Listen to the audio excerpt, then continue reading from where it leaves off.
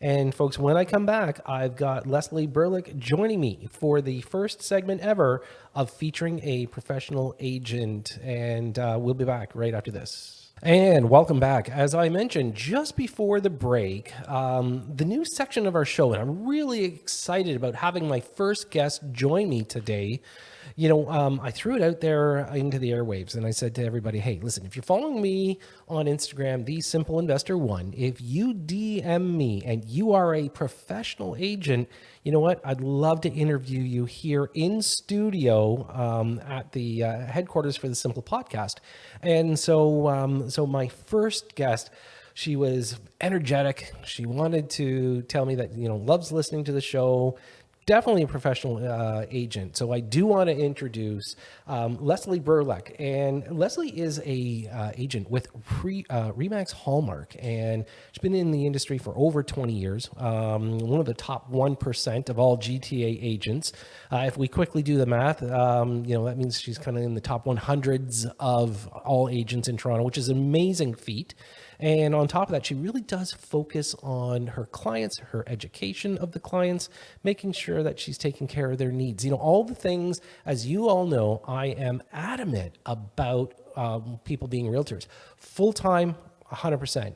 Investing in your business, 100%. And without further ado, I'm going to introduce Leslie. And Leslie, welcome to the show. Oh, hi, Todd. Thank you so much. And thank you for inviting me. I feel so honored.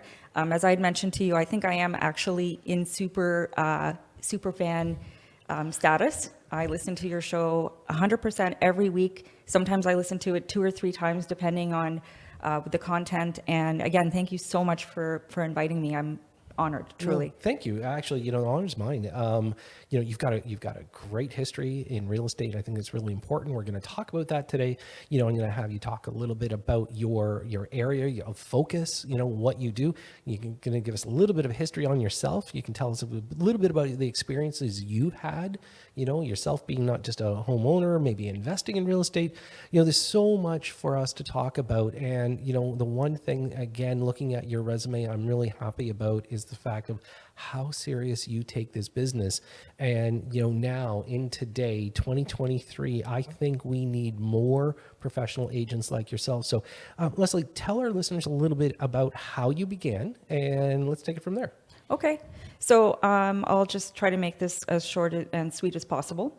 So right out of high school, I went to college and I became a law clerk. And I did that for a very short period of time because I realized it was actually very boring and I couldn't take it. It was just, it was not for me. But I learned some good skills. I learned, organization and legal matters and things like that.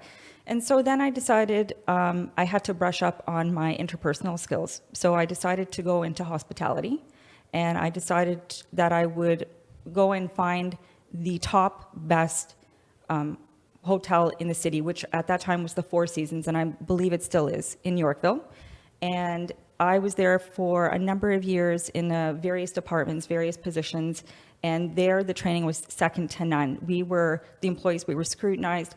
Everything that we did was watched very carefully, and this is where I really truly learned customer service and how to serve clients.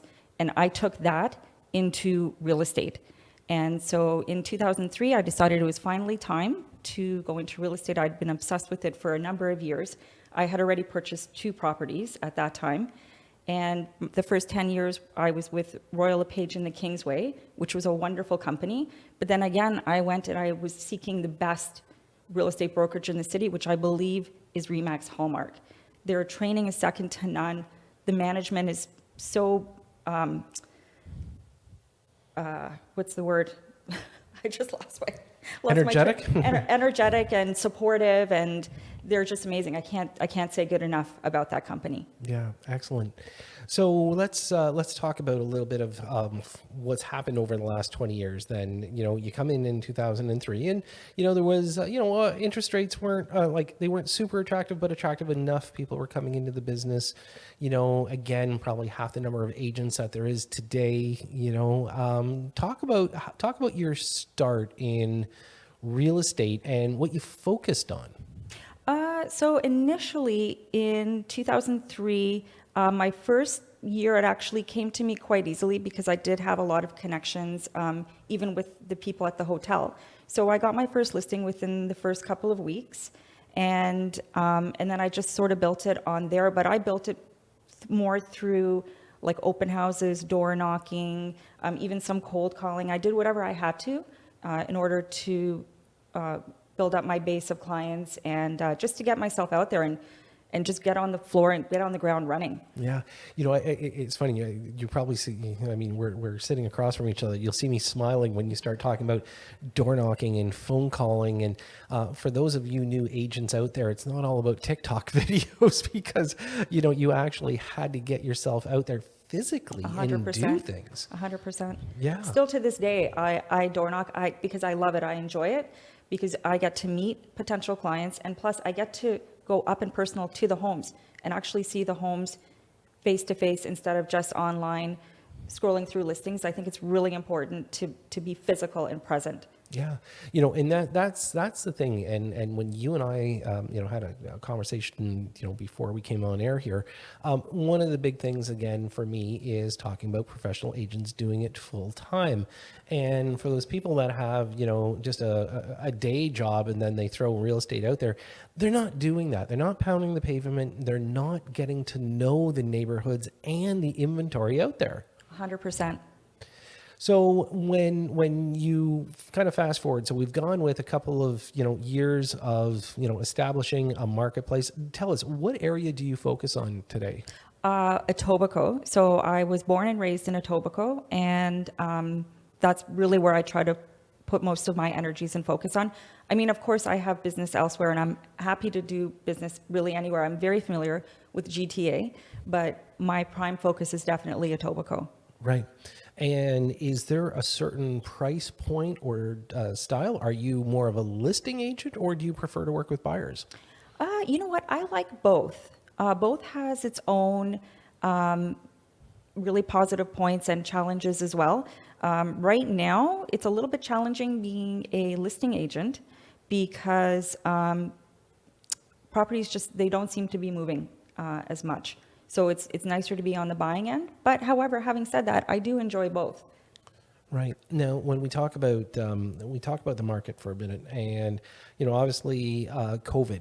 Okay, let's talk about your reaction to COVID, and then we can fast forward. So here you are, 2020, 2021. Two totally different markets. How did you manage through COVID? I actually. At first, I think on a personal level, I was frightened, as everybody was at that time. And then I just sort of said, okay, this is our new reality. And I just threw on the mask, hand sanitizer, tried to do as much as I could online to minimize contact with people. So Zoom calls, FaceTime, and just keeping in touch with people that way. And in a way, that actually almost worked, I think, to all of our advantages. Because as we know, time is precious. And this is actually a bit of a time saver, being able to do it this way. It's a lot more effective. And I think it worked well. Yeah, excellent. So we're going to go to a quick break, but we're going to come back in a minute. So folks, this part of my show, and we're going to do it every single month, is I'm going to feature a professional agent. And of course, the only way you can get your name into the hat is if you follow me on Instagram, and it's The Simple Investor One. You got to DM us. And then I'm going to have you come into the studio and I'm going to interview you. And so Leslie Brlec, she is an Etobicoke Realtor from Remax Hallmark, is in the studio with me right now. And great to have a fabulous start with a professional. So if you feel like you're a professional, and you hear me talk about this all the time, right? You hear me say, if you're not doing this full time, I don't always agree that you should be in the business. And I know I'm annoying a few people, but if I turn around and I said, and I throw this out there, and I do this all the time, do you consider yourself a professional? Do you do this full time?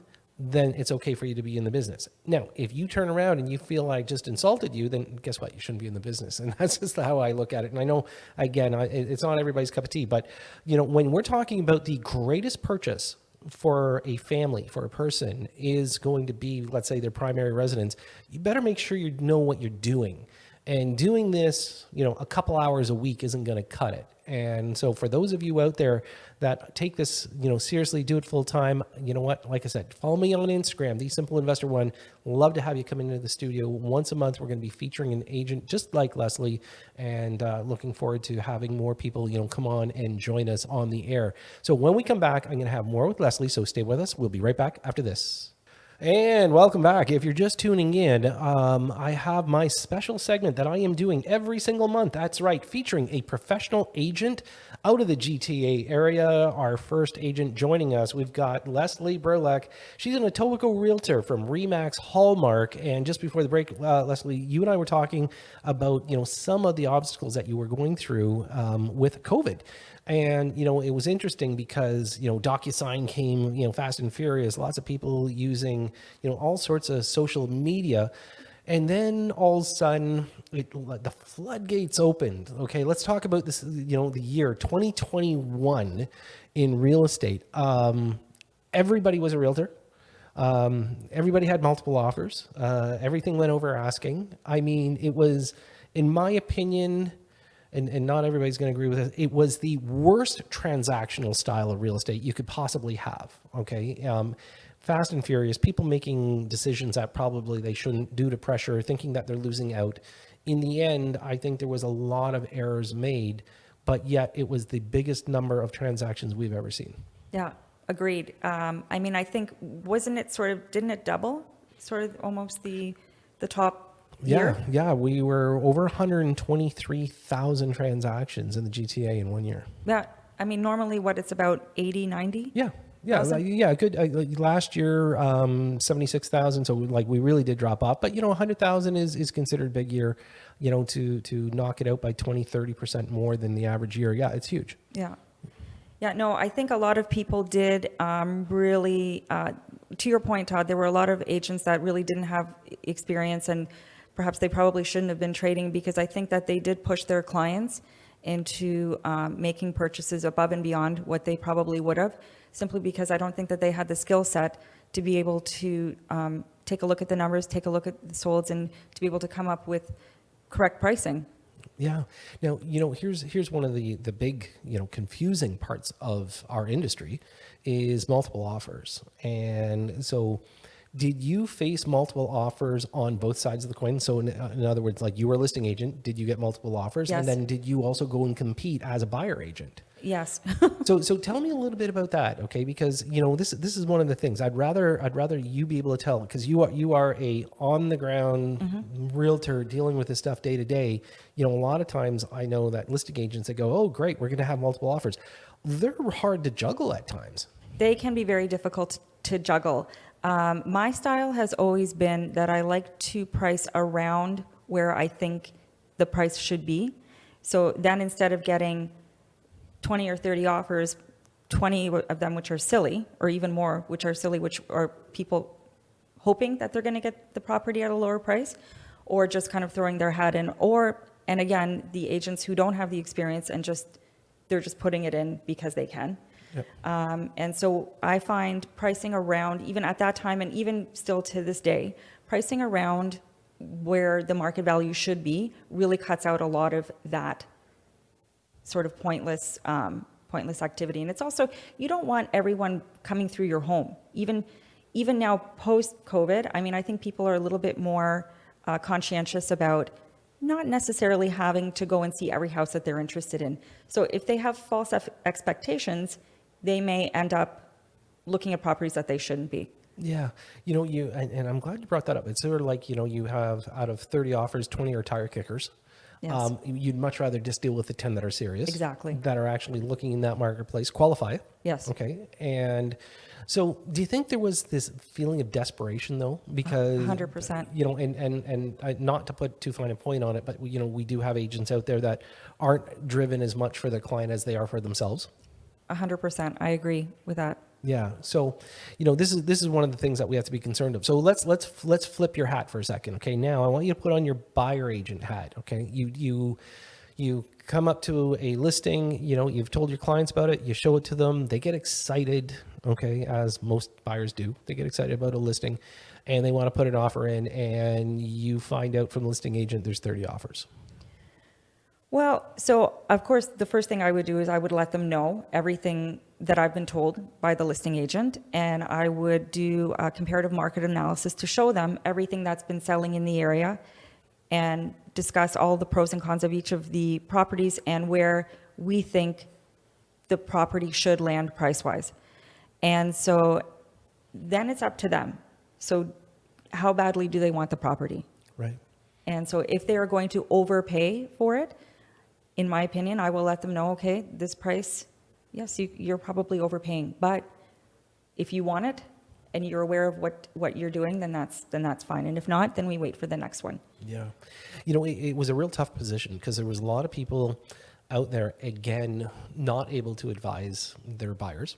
Okay. Yes. Because they basically didn't do enough due diligence. They went off the, okay, well, if one property sold 600,000 over asking, then this one should be at least that. And you know, back when I was focused more into the business, I always was really focused on knowing every single possible sale in the geographical area, and then draw a comparison. And you know, you basically take a checklist and say, okay, plus negative, plus negative, plus negative, okay, value, you know. And even in the urgency, there's a lot of people right now, I think, that with the mortgage change, the interest increase, I think there's some people struggling that saying, boy, you know what, we made a mistake, we overpaid. Yes, this is tough. This is a really tough thing. I mean, I think also at that time, during COVID, the government sort of made a mistake with putting in those really low interest rates. I think that was a dangerous, unsustainable thing. And a lot of people were counting on that for years to come. And we were promised by the government that if the interest rates were going to go up, it was going to be incrementally and over a long period of time. And we were being encouraged to spend, and we all overspent.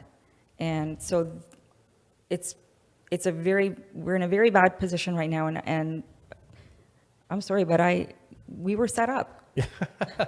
You know, I'm glad you brought this up because, you know, as most people know, I get a little bit stuck on this one.